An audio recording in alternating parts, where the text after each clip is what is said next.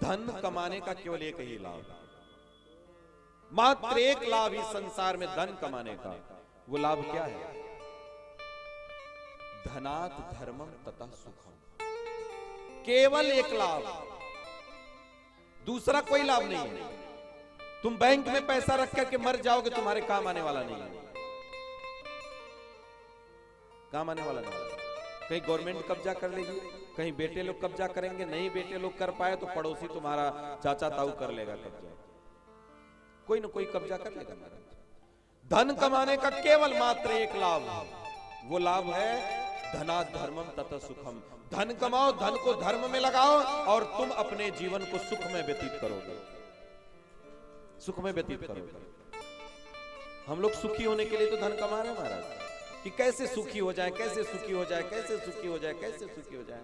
अरबों खरबों रुपए बैंक में पड़े हैं, कुत्ते की तरह दौड़ रहे हैं, ना तो खाने का सुख है, ना तो सोने का सुख है, ना तो जीवन जीने का सुख है। पड़े हैं ऐसे, दवा खा करके जीवन जी रहे हैं, किसी तरीके से नींद ले रहे हैं दवा खा कर। किस काम का पैसा यार, किस काम का?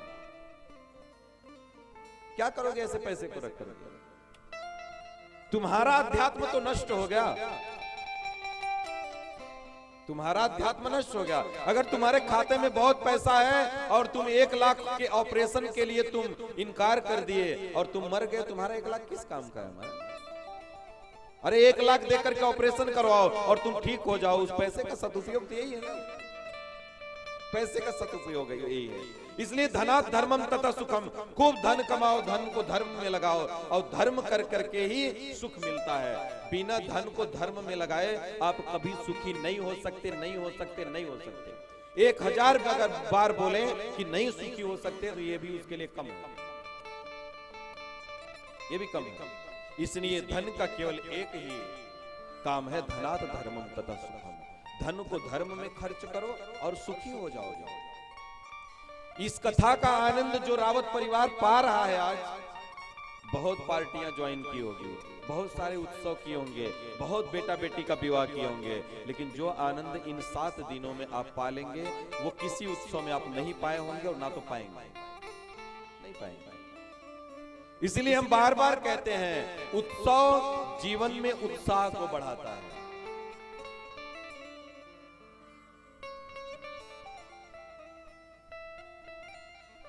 जब तुझसे ना सुलझे तेरे उलझे हुए धंधे, भगवान के इंसाफ पर तू छोड़ दे बंदे। प्रभु तेरी हर मुश्किलें आसान करेगा, जो तू नहीं कर सका उसे भगवान करेगा, उसे भगवान। शरण में तो जाना सीखो पहले, अभिमान को त्यागो और गोविंद का शरण लो। गोविंद के शरण में रह के धन कमाओ, धन का धर्म में लगाओ और उसके सुख को आप महसूस करना, महसूस करना। आज हमारे विकास जी को देखिए, विकास जी बहुत पहले पैसे खर्च करते थे, आज भी खर्च कर रहे हैं। पहले भी जीवन यापन करते थे, आज भी जीवन यापन कर रहे हैं। 10 दिन से छोड़ करके घर बैठे हैं यहाँ पे। क्या होगा घर में, खर्च चलेगा, कैसे चलेगा, क्या होगा तुम जानो, हमसे क्या लेना देना। अगर हम सच्चे बेटे बन गए तो हमें तब तक दुख नहीं होता जब तक बाप हमारी जिम्मेदारी लेकर के रखता है, तब तो कोई चिंता नहीं। घूमो, बैठ खेलो, जुआ खेलो, दारू पियो, कोई दिक्कत नहीं है। जिस दिन कमाओगे ना उस दिन समझ में आएगा कि पैसे की कीमत क्या होती है। जब तक बाप के छाया में हो तब तक तुम्हें कुछ सोचने की जरूरत नहीं, तब तक कोई दुख आता ही नहीं। दुख तो तब आता है जब सर से साया उठ जाता है, तब दुख आता है, तब दुख महसूस होता है।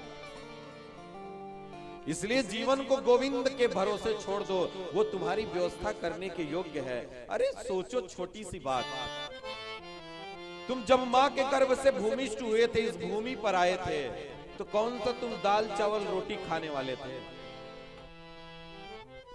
दाल चावल रोटी खाने वाले थे क्या? कुछ नहीं।